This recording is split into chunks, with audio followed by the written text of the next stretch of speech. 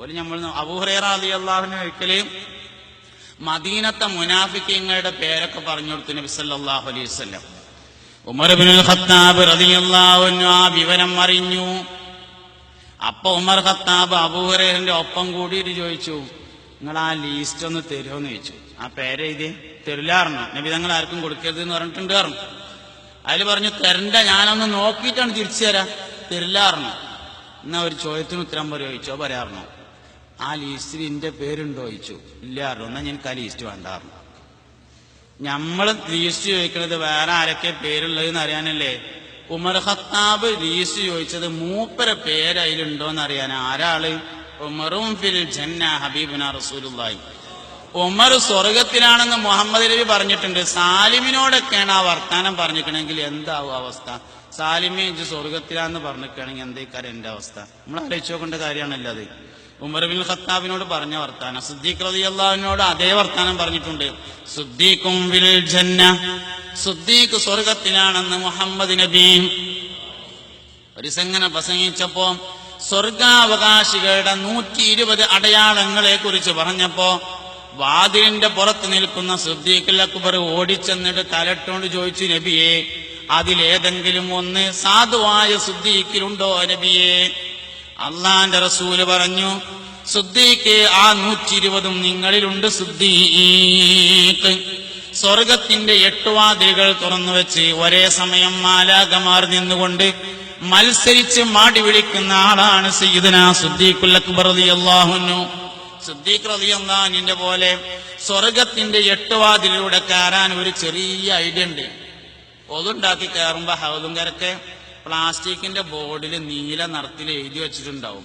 ഒതുണ്ടാക്കി കഴിഞ്ഞിട്ട് 2 കൈയും കണ്ണും ഇങ്ങനെ ആകാശത്തേക്ക് ഉയർത്തിയിട്ട് അഷ്ഹദു അല്ലാ ഇലാഹ ഇല്ലല്ലാഹു വഹ്ദഹു ലാ ശരീക ലഹു വഅഷ്ഹദു അന്ന മുഹമ്മദൻ അബ്ദുഹു വറസൂലുഹു അല്ലാഹുമ്മ ജഅൽനി മിനത് തവ്വാബീന വജഅൽനി മിനൽ മുതതഹ്ഹിരീന വജഅൽനി മിൻ ഇബാദിക സ്വാലിഹീൻ എന്ന ദിക്ർ ഒരാൾ ചൊല്ലിയാൽ സ്വർഗത്തിന്റെ 8 കവാടങ്ങൾ അവന് തുറക്കപ്പെടുന്നതാണെന്ന് മുഹമ്മദ് നബി. ചെറിയ ചെറിയ കാര്യം കൊണ്ടാണ് വലിയ ദർജ കിട്ടുക. വലിയ ദർജ കിട്ടുന്നത് ചെറിയ ചെറിയ കാര്യങ്ങളാണ്. നമ്മൾ പലപ്പോഴും അശ്രദ്ധരാവാറുള്ളത് ചെറിയ ചെറിയ വിഷയങ്ങളിലാണ്, വളരെ ചെറിയ വിഷയങ്ങളിലാണ്. അതുകൊണ്ട് എപ്പോഴും ശ്രദ്ധിക്കേണ്ടത് വലിയ വലിയ കാര്യം നമ്മളെല്ലാവരും സൂക്ഷിക്കും, ചെറുതിലുള്ള സൂക്ഷിക്കണം. 10,000 ഉറുപ്പ്യ ഒരു കള്ളന്റെ അടുത്ത് കൊടുത്തിട്ട് ഇവിടെ പിടിക്കട്ടെ ഞാൻ മൂത്രയിച്ചു വരാന്ന് പറഞ്ഞാൽ ഓൻ അതും കുടിച്ചാണ് നിൽക്കുക. ആ ചങ്ങായി വന്നിട്ട് വേണം അത് കൊടുത്താണ്ട് എടുക്കലും പോകാനും എഴുതിയിട്ട് 10 പൈസ സൂക്ഷിക്കാനാണ് ഏറ്റവും കൂടുതൽ തക്കുവ ആവശ്യമുള്ളത്. 10,000 രൂപ സൂക്ഷിക്കാനല്ല കൂടുതൽ തക്കുവ വേണ്ടത്. 10 പൈസ സൂക്ഷിക്കാൻ വലിയ മുത്തഖിയാവണം, എന്നാലേ കഴിയുള്ളൂ എന്നുള്ളതാണ്. അതുകൊണ്ട് ചെറിയ കാര്യങ്ങൾക്കാണ് ഏറ്റവും കൂടുതൽ തക്കുവ വേണ്ടത് എന്ന് നമ്മൾ മനസ്സിലാക്കണം. പലപ്പോഴും നമ്മളിൽ നിന്ന് കൈമോശം വന്നു പോകുന്നത് ചെറിയ കാര്യമാണ്. ബാങ്ക് കൊടുക്കുമ്പോൾ സംസാരിച്ചാൽ ഈമാനുമ തൊട്ട കളിയാണ്. ബാങ്ക് കൊടുക്കുമ്പോൾ സംസാരിക്കുക എന്നുള്ളത് ഈമാനിൽ തൊട്ട കളിയാണ്. അവന് ആഖിബത്ത് നഷ്ടപ്പെടുന്ന, ആഖിബത്ത് ചീത്തയാകുന്ന കാര്യമാണ് ബാങ്ക് വിളിക്കുന്ന സമയത്ത് സംസാരിക്കുക എന്നുള്ളത്. നമ്മുടെ ജീവിതത്തിൽ നമ്മൾ ഏറ്റവും കൂടുതൽ അശ്രദ്ധമായി കൈകാര്യം ചെയ്യാറുള്ള ദുആ ബാങ്കിന് ശേഷമുള്ള ദുആയാണ്. കാരണം അത് മുഹമ്മദ് നബിക്ക് നേർക്കുനേരുള്ള ദുആയും ശഫാഅത്ത് നിർബന്ധമാക്കുന്ന ദുആയാണ്. ആതി മുഹമ്മദനിൽ വസീലത വൽ ഫളീല വദ്ദറജത റഫിയത വബഅസു മഖാമൻ മഹ്മൂദൻ അല്ലദീ വഅദതഹു എന്ന് ഒരാൾ ബാങ്ക് ഇഖാമത്തിന് ശേഷം ദുആ ചെയ്താൽ വജബത് ലഹു ശഫാഅത്തി, അവൻ എന്റെ ശഫാഅത്ത് നിർബന്ധമായി എന്ന് ഹബീബുനാ ത്വഹ റസൂലുള്ളാഹി സല്ലല്ലാഹു അലൈഹി വസല്ലം പഠിപ്പിച്ചിട്ടുണ്ട്. അതുകൊണ്ട് ചെറിയ ചെറിയ കാര്യങ്ങളിൽ വലിയ ശ്രദ്ധ വേണം. ഈമാനുമായി കണക്ട് ചെയ്ത എല്ലാ കാര്യവും നല്ലോണം ശ്രദ്ധിക്കണം. 90 ചില്ലാനം കാര്യങ്ങൾ ഈമാനിൽ കണക്ട് ചെയ്തിട്ടുണ്ട്. 90 ചില്ലാനം കാര്യങ്ങൾ ഈമാനുമായി കണക്ട് ചെയ്തിട്ടുണ്ട്. ഈമാനിന് 70 ചില്ലാനം ശാഖകളുണ്ട് എന്ന് പറഞ്ഞ ഹദീസിന്റെ തഫ്സീറില് ബഹുമാനപ്പെട്ട ഫത്ഹുൽ ബാരി എണ്ണി 90 വരെ എണ്ണിയിട്ടുണ്ട് ഈമാനുമായി കണക്ട് ചെയ്ത കാര്യം. ഈമാൻ 70 ചില്ലാനം ശാഖ ഉണ്ട് എന്ന് പറഞ്ഞ ഹദീസിന്റെ വിശദീകരണത്തില് നമുക്കതൊക്കെ നിസ്സാരീകരണം, എല്ലാം നിസ്സാരായിരിക്കും. നമ്മളൊരു കല്യാണത്തിന് പോവുകയാണ്, സത്താറ് കല്യാണം പറഞ്ഞിട്ടുണ്ട്, എങ്ങനെ ഇപ്പൊ പോകാതിരിക്കുക എന്നുള്ളതാണ്. ഇനി ഓനെ കാണേണ്ടതല്ലേ, മോത്തക്ക് നോക്കേണ്ടതല്ലേ. ദീനിന്റെ 2/3 പൂർത്തിയാകുന്ന ഒരു ഇബാദത്ത് നടക്കാനുള്ള റബ്ബെ എങ്ങനെയാണ് പോവാതിരിക്കുക എന്ന് നമ്മളാരും ആലോചിക്കില്ല. ഒരു കല്യാണത്തിന് പോകുമ്പോഴുള്ള നീയത്ത് വരെ നമുക്ക് ശരിയല്ല എന്നർത്ഥം. സത്താറിന് കുറ്റം മുടക്കാൻ വേണ്ടിയിട്ടാണ് അബ്ദുള്ള നമ്മൾ കല്യാണം പറഞ്ഞതാണ്, ഓന്റെ മൂത്ത കുട്ടിയുടെ കല്യാണമാണ്, അല്ലെങ്കിൽ ഇളയ കുട്ടിയുടെ കല്യാണമാണ്, ഇനി ഓൻ്റെ ഒരു കല്യാണമില്ല, എങ്ങനെ പോവാതിരിക്കുക എന്ന് ആലോചിച്ചിട്ട് നമ്മൾ പോവുകയാണ്. പടച്ചോനെ, ദീനിന്റെ 2/3 പൂർത്തിയാക്കുന്ന ഒരു ഇബാദത്താണല്ലോ.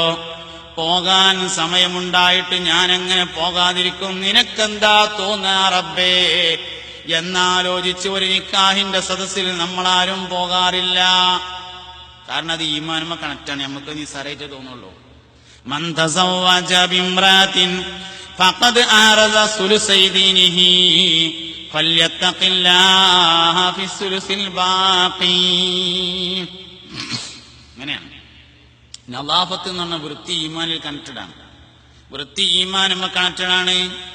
ബാത്റൂം കഴുകാൻ മറ്റൊരാളെ കാത്തു നിൽക്കലാണ് പലപ്പോഴും നമ്മുടെ പതിവ്. കാരണം എന്താ? അത് വേറെ ആരും ചെയ്തോട്ടെ, കാരണം ഈമാനുമ കണക്റ്റഡ് ആയ വിഷയത്തിൽ നമുക്ക് അത്രേ താല്പര്യം ഉണ്ടാവുള്ളൂ. അതുകൊണ്ട് നിർബന്ധം പിടിച്ച് നമ്മൾ തന്നെ എന്ന് കഴുകണവരാവോ അന്നാണ് നമ്മൾ നല്ല മനുഷ്യന്മാരാകണത്. ഈമാനുമ കണക്ട് ചെയ്ത എല്ലാ കാര്യങ്ങളിലും വളരെ താല്പര്യം കാണിക്കണം. അന്നദാഫത്തു മിനൽ ഈമാൻ. രാവിലെ എഴുന്നേറ്റ് മുറ്റമടിച്ചു കോരുമ്പോ, പാത്രം കഴുകുമ്പോ നിയ്യത്ത് വെക്കണം, പടച്ചോനെ ഈമാൻ കൂടുന്ന അമലാണെന്ന് നിന്റെ ഹബീബ് പഠിപ്പിച്ചിട്ടുണ്ട്, അതുകൊണ്ട് എനിക്ക് ഈമാൻ കൂട്ടിത്തരണേ. ചെറിയ ഇബാദത്ത് വലിയ കാര്യം കിട്ടും. സിദ്ദീഖ് റളിയല്ലാഹു അൻഹുവിന്റെ കൂടെ സ്വർഗത്തിൽ പോവാൻ ഒരു പെട്ടിക്കട നടത്തിയാൽ മതി. ഒരു പെട്ടിക്കട നടത്തിയാല്, ചെറിയ ചെറിയ സാധനങ്ങൾ വിൽക്കണ ചെറിയ ഒരു തട്ടുകട നടത്തിയാൽ സിദ്ദീഖ് റളിയല്ലാഹു അൻഹുവിന്റെ കൂടെ സ്വർഗത്തിൽ പോവാം. എന്താ? അത്താജിറു സ്വദൂഖുൽ അമീനു മഅൻ നബിയ്യീന വസ്സുദ്ദീഖീന ഹബീബുനാ റസൂലുള്ളാഹി.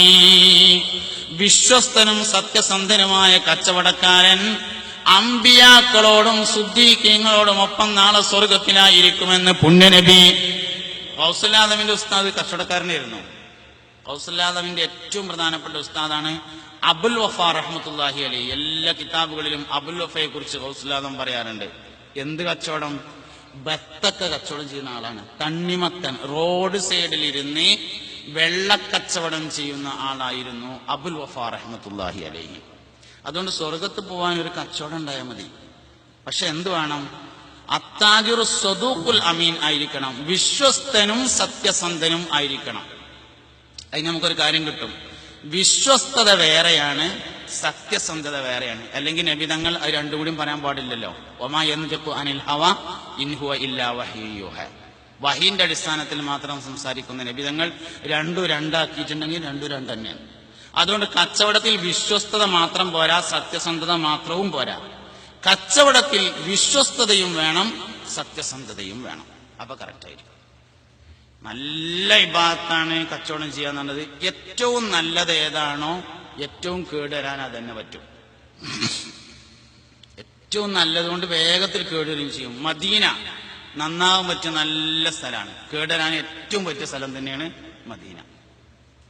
ഏതുകൊണ്ടെല്ലാം നന്നാവുമോ അതുകൊണ്ടെല്ലാം കേടുവരാം. ഖുർആൻ നന്നാവാനുള്ളൊരു സാധനമാണ്. ഖുർആൻ കൊണ്ട് കേടെന്നാലോ നിക്കാരം 3 എന്ന് കിട്ടും. എല്ലാ സംഗതിയും അങ്ങനെ തന്നെയാണ്. കേട് ഏറ്റവും നന്നാവാൻ പറ്റുന്ന സാധനം ഉമ്മാനെക്കൊണ്ട് ഏറ്റവും നന്നാവാൻ പറ്റും.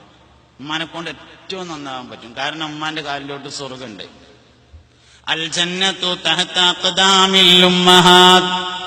ഉമ്മാന്റെ കാലിന്റെ ചോട്ടിലാണ് സ്വർഗമെന്ന് മുഹമ്മദ് മുസ്തഫ സല്ലല്ലാഹു അലൈഹി വസല്ലമ തങ്ങൾ പഠിപ്പിച്ചിട്ടുണ്ട്. ഓ, ഒരു കള്ളുടിയാൻ, ഒരു വ്യഭിചാരി, ഒരു ചീട്ടളിക്കാരൻ, ഒരു പലിശക്കാരൻ, ഓനെ നമ്മൾ കറക്റ്റ് ഒന്ന് പരിശോധിച്ച് നോക്കിയാലേ എല്ലാ ഫാസിഖും ഫാസിഖായതിന്റെ അടിസ്ഥാന കാരണം ഉമ്മയോട് പിണങ്ങിയതായിരിക്കും. ഇതൊരു സത്യമാണ്. എല്ലാവരും മനസ്സിലായിക്കോളെ. കാരണം സ്വർഗത്തിന്റെ വഴിയിൽ നിന്നൊരാൾ മാറി സഞ്ചരിക്കുന്നുണ്ടെങ്കിൽ ഉമ്മാന്റെ കാലിന്റെ ഒട്ടുക്കുന്നുള്ള വഴിയിൽ നിന്ന് തെറ്റാതെ പോവില്ല. കാരണം ഉമ്മാന്റെ കാലിന്റെ ഒട്ടുക്കുള്ള വഴിയാണ് സ്വർഗത്തിലേക്കുള്ള വഴി എന്ന് പറഞ്ഞത്. സ്വർഗത്തിന്റെ വഴിയിൽ നിന്നൊരാൾ മാറി സഞ്ചരിച്ചാൽ ഉമ്മാന്റെ കാലിന്റെ ഒട്ടുക്കുള്ള വഴിയിൽ നിന്ന് അവൻ മാറിയിട്ടുണ്ടാവും. അതുകൊണ്ട് ഉമ്മയോട് പിണങ്ങാത്ത ഒരു ഫാസിഖുണ്ടാവില്ല. ഉമ്മയോട് പിണങ്ങാത്ത ഒരു വ്യഭിചാരിയും ഒരു കൊള്ളക്കാരനും ഒരു തമ്മാടിയും ഉണ്ടായിരിക്കില്ല. ഉമ്മ ഏറ്റവും വലിയൊരു സന്ദേശമാണ്. മനുഷ്യൻ നന്നാവാൻ ചെറിയ ചെറിയ കാര്യങ്ങളിൽ ശ്രദ്ധയാണ് വേണ്ടത്. വലുത് നമ്മളൊക്കെ ശ്രദ്ധിക്കുന്നുണ്ട്. അതുകൊണ്ട് ചെറിയ ചെറിയ വിഷയങ്ങളിൽ ധാരാളം ശ്രദ്ധ ഉള്ള. എന്തിനാ അങ്ങനെയൊക്കെ പറഞ്ഞത്? നഖം മുറിക്കാൻ തോന്നാതിരിക്കുന്നതിന്റെ കാരണം വരെ ഉമ്മയോടുള്ള പ്രശ്നം. നിക്കാഹിന് വന്നിരിക്കുന്ന സദസ്സിൽ പുതിയാപ്ല നഖം മുറിക്കാത്തത് ഞാൻ കണ്ടിട്ടുണ്ട്. നഖം മുറിക്കാൻ ഒരു മനുഷ്യന് സമയം കിട്ടണില്ല, നേരം കിട്ടണില്ല, അതിന് ഒഴിവില്ല, തോന്നണില്ല. അവന്റെ ഉമ്മയും അവനും തമ്മിൽ പ്രശ്നം ഉണ്ടായിരിക്കും, അന്വേഷിച്ചറിയാൻ പറ്റും. കാരണം അത് വലിയൊരു പൈശാചികമായ സ്വഭാവമാണ് നഖം മുറിക്കാൻ തോന്നാതിരിക്കുന്നത്. അത് ഉമ്മയോട് പിണങ്ങിയവനുള്ളതാണ്. അതുകൊണ്ട് നമ്മള് ചെറിയ ചെറിയ കാര്യങ്ങളിൽ വളരെ ശ്രദ്ധ ഉള്ളവരാവണം. അപ്പോഴേ ജനങ്ങൾക്ക് എന്തെങ്കിലും സന്ദേശങ്ങൾ കൊടുക്കാനുള്ള ഒരു ക്വാളിറ്റി നമ്മളിൽ ലഭ്യമാവുള്ളൂ. പ്രവർത്തനമല്ല, നമ്മുടെ ജീവിതമാണ് ഏറ്റവും വലിയ സന്ദേശം എന്ന് പറയുന്നത്. ഇസ്ലാം ഏടിലുണ്ട്, കിതാബിലുണ്ട്, ഹദീസിലുണ്ട്, ആയത്തിലുണ്ട് എന്നൊന്നും പറഞ്ഞിട്ട് കാര്യമില്ല. നമ്മുടെ ജീവിതത്തിലുണ്ടോ അത് മറ്റൊരാൾക്ക് കിട്ടും. അല്ലാതെ ഏത് കിതാബിലും ഏത് ഹദീസിലും എവിടെ ഉണ്ടായിട്ടും പ്രയോജനമില്ല. നമ്മുടെ ജീവിതത്തിലാണ് പരിശുദ്ധമായ ഇസ്ലാം വേണ്ടത്. അതുകൊണ്ട് ജീവിതത്തിൽ പകർത്താൻ തയ്യാറാവണം. അപ്പോഴാണ് നമ്മളിൽ ഇങ്ങനെ ഒരു ക്വാളിറ്റി, ഒരു ഗുണമേന്മ ഉയർന്നു വരും. അത് വളരെ പ്രധാനപ്പെട്ട ഒരു കാര്യമാണ്. അതുകൊണ്ട് ഗൗസുൽ ആദം ലീഡർഷിപ്പിന്റെ ക്വാളിറ്റി ഇങ്ങനെ അമ്പ്യാക്കളുമായി ബന്ധപ്പെടുത്തിയിട്ടാണ് പഠിപ്പിക്കുന്നത്. അമ്പ്യാക്കളായിട്ട് ബന്ധപ്പെട്ടിട്ട് ഇബ്രാഹിം നബി അലൈഹി ഇസ്ലാമിന്റെ ദാനശീലം ഞാൻ പറഞ്ഞു. ബഹുമാനപ്പെട്ട സക്കരിയ നബി അലൈഹി ഇസ്ലാമിന്റെ സംതൃപ്തി വളരെ പ്രധാനപ്പെട്ട ഒരു കാര്യമാണ്. ഐസ് എന്നും യാക്കൂബ് എന്നും പേരായ രണ്ട് മക്കളാണ് മഹാനായ ഇസ്ഹാഖ് നബി അലൈഹി ഇസ്ലാമിനുണ്ടായിരുന്നത്. മൂത്ത മകനായ ഐസ് പ്രവാചകനാവണം എന്ന മഹാനവറുകൾ ആഗ്രഹിച്ചു. അതിനുവേണ്ടി കുറേ കാലം ദുആ ചെയ്തു. ഒരു ദിവസം ജിബ്രീൽ അലൈഹി ഇസ്ലാം വന്നിട്ട് പറഞ്ഞു, യാക്കൂബിനെ നബിയാക്കാൻ തീരുമാനമായിട്ടുണ്ട് എന്ന് പറഞ്ഞ സെക്കൻഡ് മുതൽ ദുആ വരെ മാറ്റി. പടച്ചോനെ യാക്കൂബിനെ നബിയാക്കണേന്ന് പറഞ്ഞു. അള്ളാഹു ഒരു കാര്യം തീരുമാനിച്ചാൽ അതന്നെയാണ് ഇന്ത്യൻ തീരുമാനം എന്ന് തീരുമാനിക്കുന്നതാണ് ഇസ്ഹാഖ് നബി അലൈഹി ഇസ്ലാമിന്റെ റിളാ എന്ന് പറയുന്നത്. ദുനിയാവിൽ ഒരു മനുഷ്യൻ ചെയ്യുന്ന ഏറ്റവും വലിയ അദബുകേട് അള്ളാഹുവിന്റെ ഖളാഇൽ അസംതൃപ്തി രേഖപ്പെടുത്തലാണെന്ന് സയ്യിദുനാ ശിഹാബുദ്ദീൻ സുഹ്റവർദി റളിയല്ലാഹു അൻഹു തന്റെ അവാരിഫുൽ മആരിഫിൽ പറയുന്നുണ്ട്. ഒരു മനുഷ്യൻ ചെയ്യുന്ന ഏറ്റവും വലിയ അദബുകേട് അള്ളാഹുവിന്റെ തീരുമാനത്തിൽ അസംതൃപ്തി രേഖപ്പെടുത്തലാകുന്നു.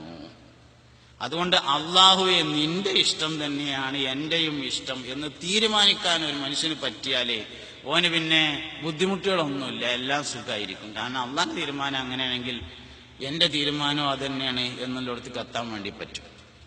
സബർ വളരെ പ്രധാനപ്പെട്ടതാണ്.